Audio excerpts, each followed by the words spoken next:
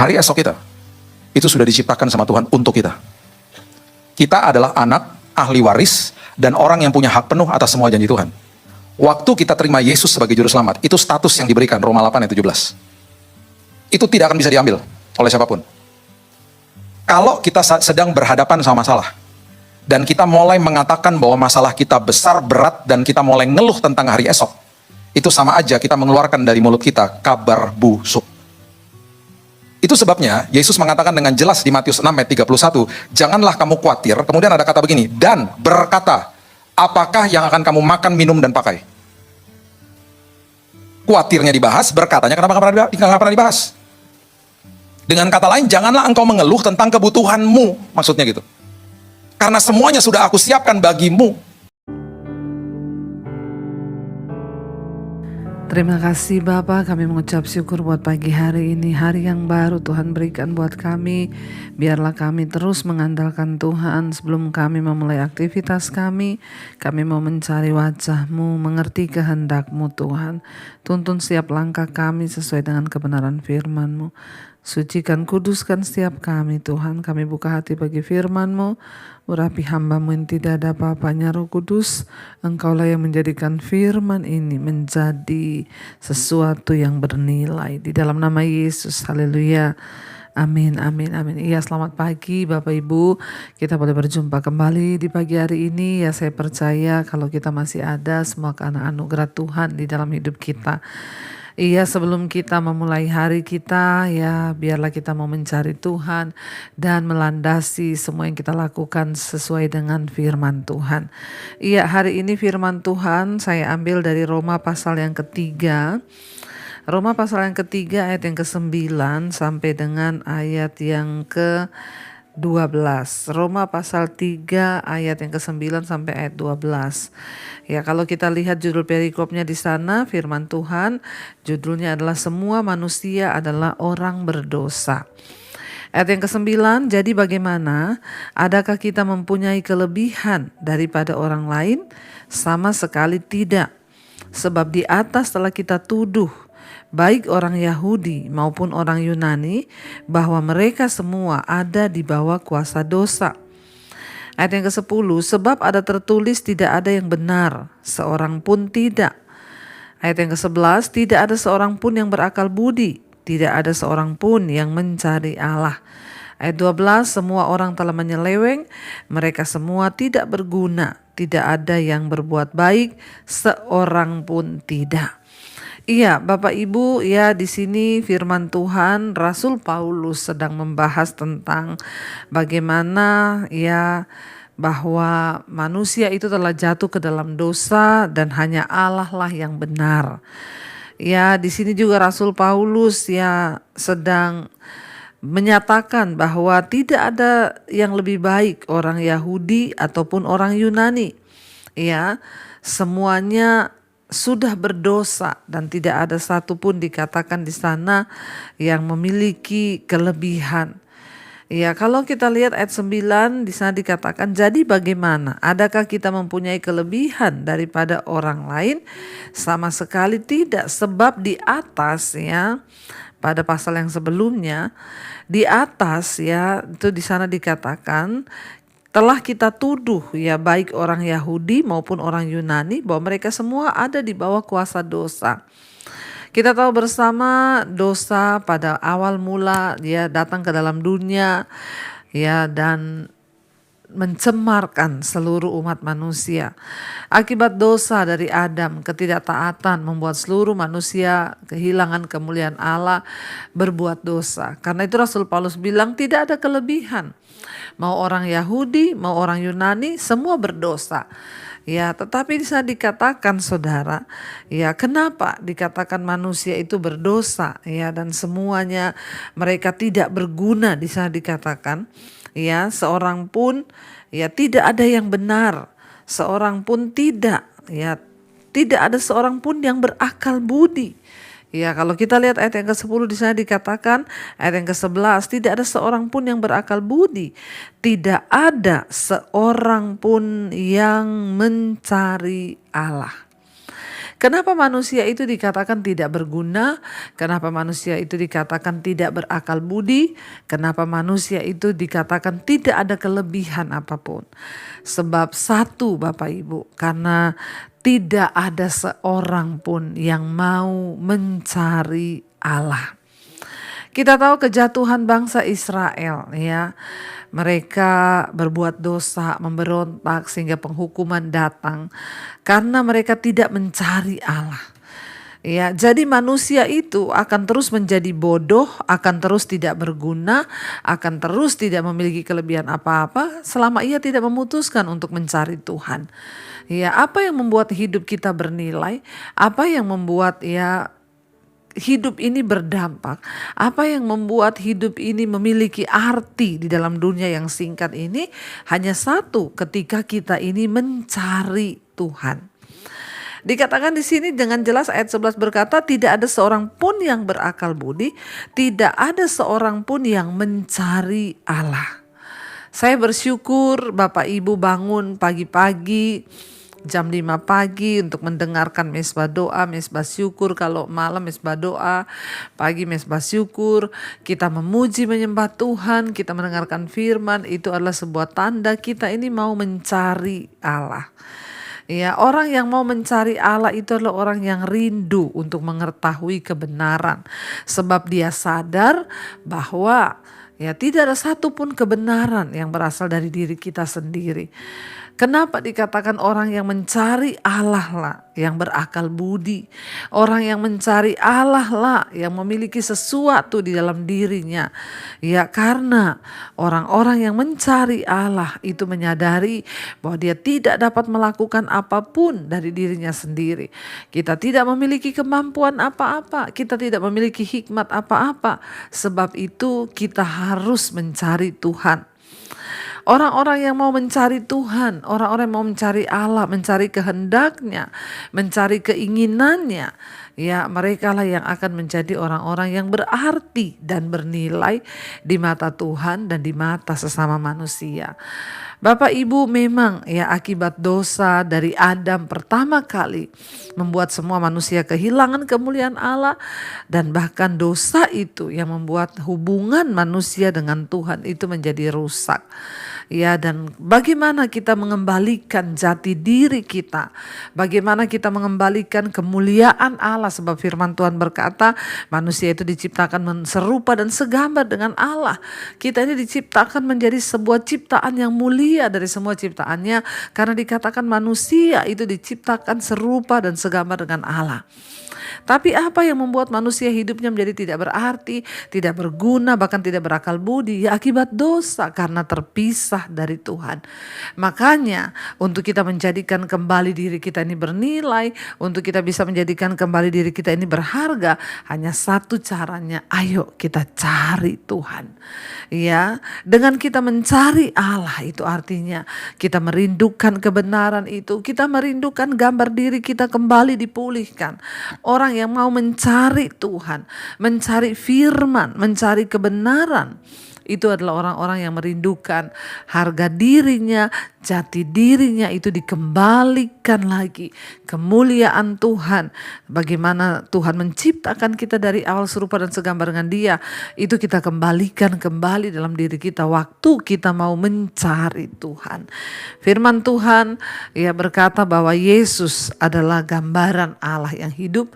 Yesus adalah Sang Juru Selamat. Yesus adalah firman itu yang menjelma menjadi manusia. Jadi kalau kita ingin mencari Allah, mari kita mengalami perjumpaan secara pribadi dengan Tuhan Yesus. Bapak Ibu, orang yang mau mencari Tuhan, mereka lah yang akan kembali melihat kemuliaan Tuhan dalam hidup mereka. Karena itu saya bersyukur, saya mendengar banyak sekali kesaksian mereka yang diubahkan karena mereka mencari Tuhan. Ya, setiap malam di mesbah doa malam mencari Tuhan. Setiap pagi di mesbah syukur mencari Tuhan. Dan kita percaya firman Tuhan berkata, berbahagialah orang yang lapar dan haus akan kebenaran, karena mereka lah yang akan dipuaskan. Mari Bapak Ibu, di dunia ini tidak ada lagi orang yang berakal budi, tidak ada lagi orang yang sempurna, ya, tetapi justru karena kasih karunia oleh iman. Ya, kita bersyukur Yesus datang di dalam dunia, dan tujuan kita hidup ini dalam dunia adalah apa? Carilah Tuhan. Carilah Tuhan selama Ia berkenan ditemui. Banyak orang menyebut dirinya Kristen, tapi hanya sedikit yang mencari Tuhan. Tidak semua orang Kristen mencari Tuhan. Tapi saudara yang setia bangun di pagi hari, itu artinya engkau mau mencari Tuhan. Saudara yang setia mau mendengarkan firman Tuhan, itu artinya engkau serius untuk mencari Tuhan. Mari kita serius mencari Tuhan, karena Tuhan sudah terlebih dahulu mencari kita. Karena itu Bapak Ibu, ya, biarlah kita terus mau membuka hati bagi kebenaran firman Tuhan. Biarlah kita mau terus membuka diri kita untuk terus diisi oleh kebenarannya, supaya gambar diri Allah boleh kembali dikembalikan dalam diri kita, sehingga kita bukan menjadi manusia yang tidak berarti, tidak berguna, tidak berakal budi. Waktu kita mencari Allah, kita menerima kemuliaannya dalam diri kita. Mari kita mau tundukkan kepala, kita mau renungkan firman ini. Terima kasih Bapa, kami tahu hidup kami ini berarti hanya ketika kami berjumpa dengan Engkau. Kami bersyukur buat kematian-Mu, kedatangan-Mu ke dalam dunia Tuhan Yesus. Kau memberikan arti di hidup kami Tuhan. Biarlah kami boleh kembali menjadi ciptaan yang mulia, gambar Allah itu dalam diri kami. Terima kasih Bapa. Katakan bersama pujian ini saudara di hadapan Tuhan. Yesus, apa arti hidupku bila Kau tak berikan nyawamu yang terbaik, yang terbaik tersedia bagiku. Kami bersyukur atas kasih karunia-Mu. Lebih lagi katakan di hadapan Tuhan, Yesus, apa arti hidupku bila Kau tak berikan nyawamu yang terbaik tersedia bagiku. Ku bersyukur atas kasih-Mu, Yesus. Apa arti hidupku bila Kau tak berikan nyawamu yang terbaik tersedia bagiku. Ku bersyukur atas kasih karunia-Mu.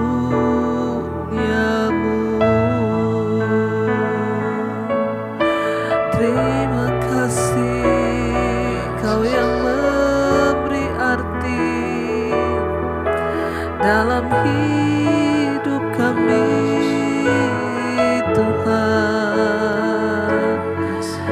Biarlah kami mau terus mencari Engkau Tuhan dengan segenap hati, mencari kebenaran-Mu. Taruhlah rasa lapar dan haus dalam hati kami untuk mencari Tuhan.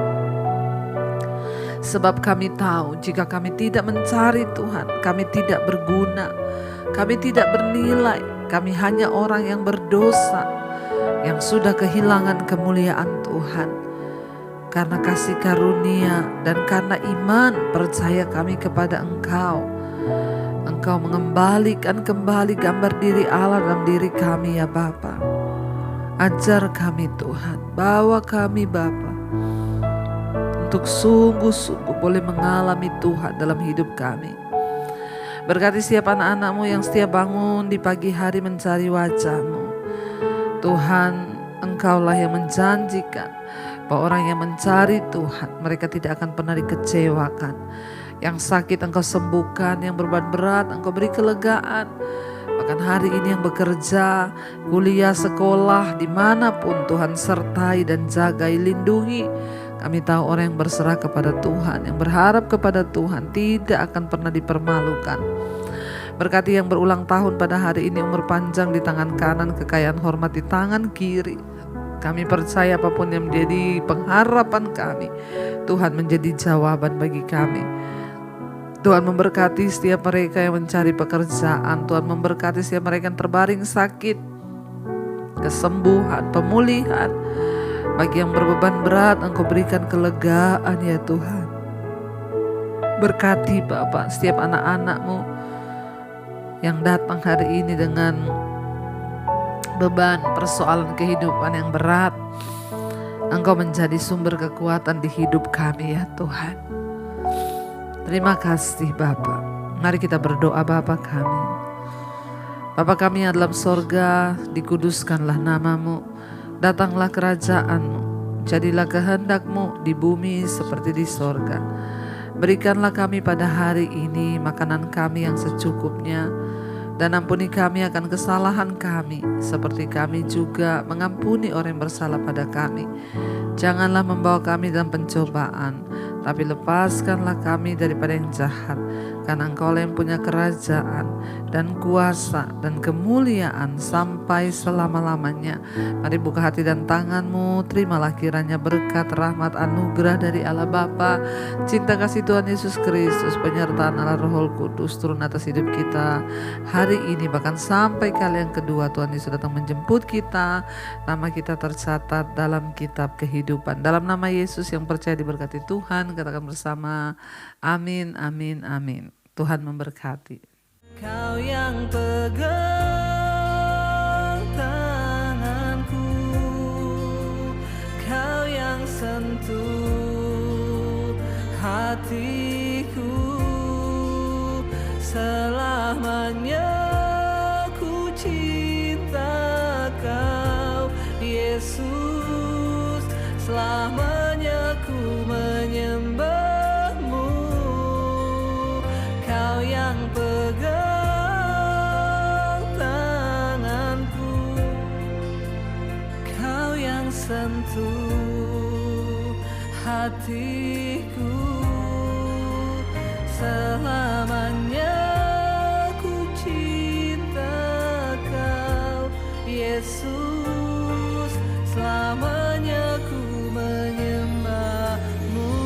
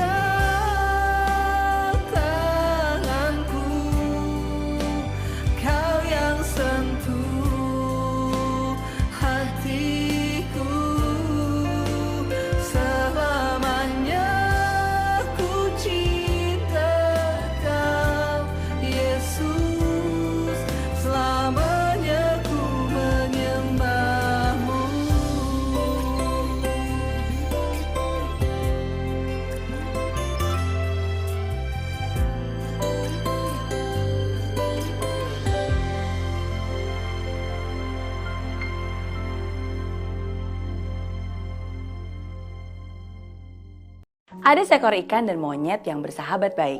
Si ikan hidup di sungai dan si monyet hidup di atas pepohonan di pinggir sungainya. Meskipun hidup di habitat yang berbeda, tapi keduanya seringkali menghabiskan waktu bersama untuk ngobrol dan bertukar pikiran. Namanya juga sahabat, ada kalanya mereka juga bertengkar, tapi walaupun suka bertengkar, mereka tetap saling menyayangi. Bahkan mereka berjanji akan selalu ada dan saling membantu ketika salah satu lagi merasa kesulitan. Suatu hari turun hujan badai lebat hingga banjir bandang yang menuju ke sungai tempat si ikan tinggal. Si monyet yang sedang berada di atas pohon melihat banjir itu dari kejauhan dan langsung bergegas menghampiri si ikan di pinggir sungai sambil berteriak, "Woi ikan, kamu di mana?" "Aku di sini monyet," jawab si ikan. "Kenapa sih kamu masih tenang-tenang aja? Ayo buruan naik ke sini. Di sana tuh ada banjir besar sedang mengarah ke sungai ini. Cepat-cepat, kamu ikut aku sekarang. Kamu akan aman dan selamat bersama aku di atas ini." "Loh, tapi kan monyet," kata si ikan. "Udah, jangan banyak nanya. Aku akan menyelamatkan kamu," ucap si monyet dengan tegas sambil tangannya mengambil si ikan dari sungai. Tanpa membuang-buang waktu, si monyet ini langsung lompat naik ke atas pohon yang tinggi sambil terus memeluk sahabatnya si ikan. Meskipun awalnya si ikan terlihat menggelepar, si monyet ini berusaha untuk menenangkan si ikan dengan membelainya agar tidak panik. Gak lama kemudian, ikan itu pun terdiam. Si monyet pun tersenyum karena berpikir si ikan ini sudah tenang. Benar seperti kata monyet, banjir pun datang dan membuat sungai mengalir deras di bawah dan menghanyutkan semuanya. Ketika banjir surut, si monyet kembali ke bawah dan menuju ke sungai untuk mengembalikan si ikan. "Hei ikan, bangun, kamu malah tidur terus, banjirnya udah surut nih, saatnya kamu kembali ke sungai," begitu katanya. Namun si ikan diam tidak mengeluarkan sepatah kata apapun. "Ikan, ikan, ayo bangun." Tapi si ikan pun tetap diam. Dan di saat itulah akhirnya si monyet baru sadar bahwa sahabatnya telah tiada di dalam pelukannya. Cerita yang sangat sedih, tapi ironisnya itu juga yang seringkali terjadi dalam kehidupan ini. Maksud baik ingin menolong, tapi apakah yang kita tolong sungguh-sungguh memerlukan pertolongan kita? Kadang kita gegabah menentukan sesuatu yang terbaik bagi orang lain, berasumsi dan berpikir dengan sudut pandang kita sendiri, tanpa mau mendengarkan suara dari orang yang ingin kita bantu. Ingat, kehidupan orang lain gak sama dengan kehidupan kita. Apa yang menurut kita baik belum tentu baik bagi orang lain.